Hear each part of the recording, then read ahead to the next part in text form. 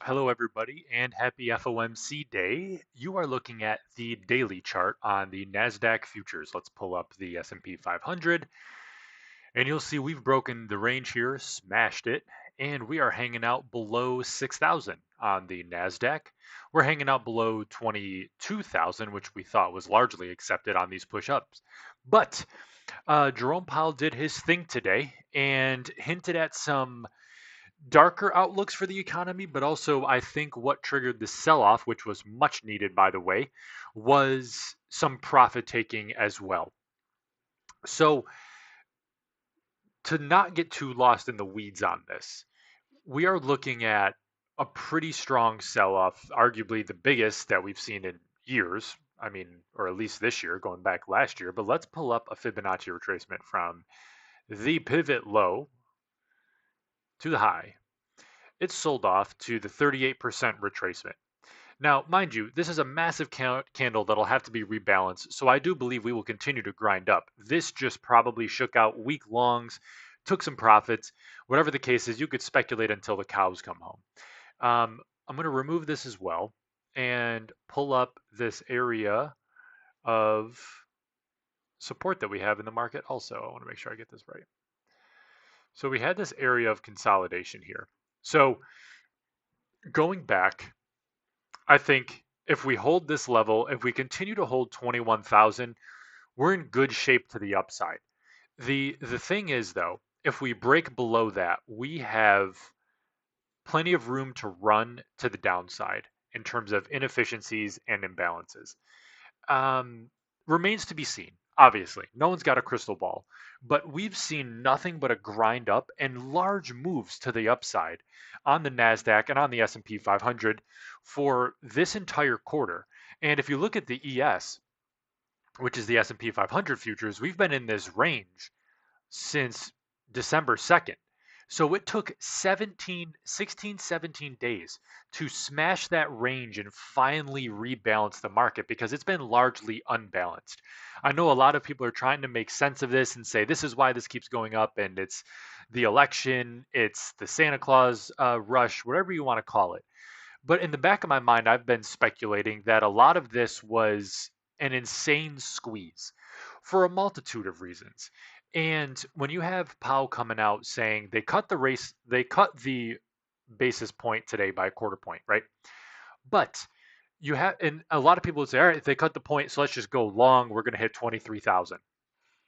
And it's more so what his comments are that move the market rather than what the actual rate cut or what the rate decision is, because it's all about the outlook, the forward thinking that ultimately moves the market.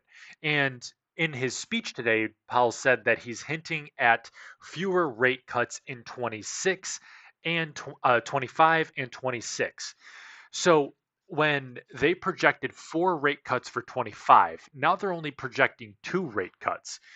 So that puts a lot of fear into the market because prices have been going up on goods and everything else.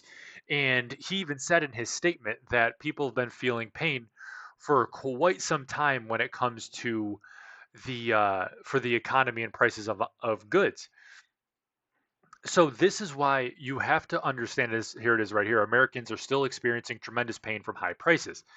This is why Wall Street is different from Main Street. And everyone loves to look at their 401k or look at their their 401ks, look at the market, their portfolio, whatever it is.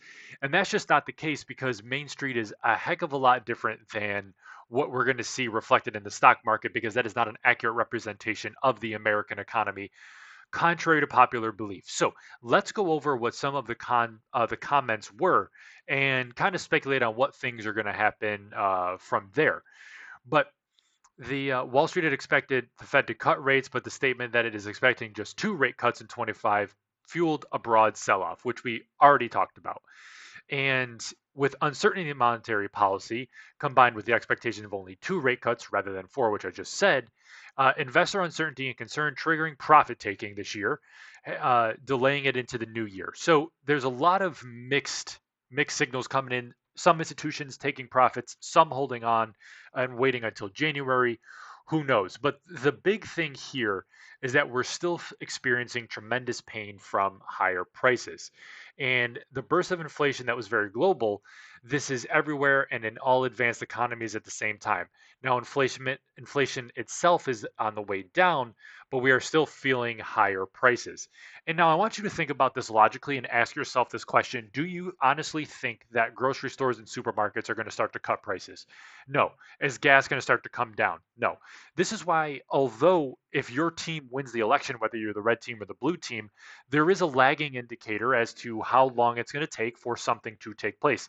Is it going to take a year before prices come down? Is it going to take 6 to 8 months until gas prices come down? These are the things that we have to understand and try to figure out. So the another thing here too is the best we can do for Americans, and that's who we work for, is to get inflation back down to its target and keep it there, so people are earning big real wages increase, so that their wages are going up. Their compensation is going up faster than inflation year upon year. Yes, that is great, but at the same time, that is going to take far longer than everyone thought. So a lot of, the jury's still out on that one too. But when you bring more uncertainty into the market, we see these big talks about Trump's tariffs, right? And we don't know when we'll face that question. They don't know how they're going to handle all of these tariffs and what that means for our economy on the front end as well as the back end. So there are a lot of uncertainties coming into 2025. So nice guy Powell lowered the rate, but also at the same time knows that his comments, the real comments that are going to be coming, are going to rebalance the market with doing what it's supposed to do ultimately. And we'll wrap up this video by talking about what the rate hike might look like next year. But he is saying that it doesn't say it's going to be a likely outcome. But at the same time, he says you don't rule things out completely in this world. So it's not impossible that the Fed is going to deliver a rate hike next year, depending on what the numbers look like. Now, the real estate market, and this is near and dear to me because I'm a real estate agent here in Florida, this is where things get interesting because a lot of people look to housing for storing wealth, but also they look at it for how the rates affect buying consumer sentiment in the real estate world. And that area of the economy is massive. And I can speak from my own experience that this year was brutally slow as a real estate agent. And when the Fed cuts the consumer rate, that does work with the mortgage rates, but it's still a little bit different. And we are still seeing sustained mortgage rates above 6%. So when the rates get back down to 5%, hopefully we start to see a nice bump in the real estate sector, but that's not going to push the Nasdaq futures. That's much more tech heavy. I'm just speaking from, a broader sense of things. But going back to the chart, I mean, you saw today was actually a pretty interesting day because you had some decent moves, but it was largely sideways. And this is why not trading the FOMC days is one of the best things you could do for yourself because this was torturous for the most part. I mean, you had a pretty decent range you could trade, but it was sideways as the meeting got closer. So you're asking for it. I mean, unless you're trying to pass evaluations, trading your funded accounts on days like today, usually not going to be super fun for you unless you can catch something off like this. And let's say you wanted to buy the dip, you immediately got ran over 3, 4 times. So I think that this was ultimately very, very healthy for the market. It's painful. It's not fun to look at. And especially if you got slammed in the market today, you don't want to hear that. But for overall health of the market, I think it's actually really good. And we'll see what happens in the market Thursday and Friday if we're going to have hangover days and things are likely just going to peter out, or if we, retrace this back up. Because if we go back to the daily chart and we just plot out today's pivot high to pivot low,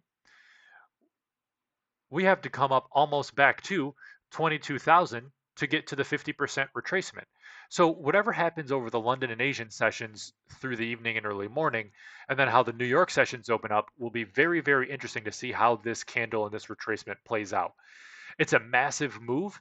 And but overall, I think it's very healthy for the market as a whole. So that's all I have for today's video, guys. Although not a fun video, just wanted to provide somewhat of a recap for anyone who might not have caught some of the news and just wanted a very ignorant, non-educated opinion. There's mine, but you know what they say about opinions, anyways. But regardless, guys, I hope this was beneficial. Feel free to throw a like, comment, and subscribe, and I'll see you in the next video.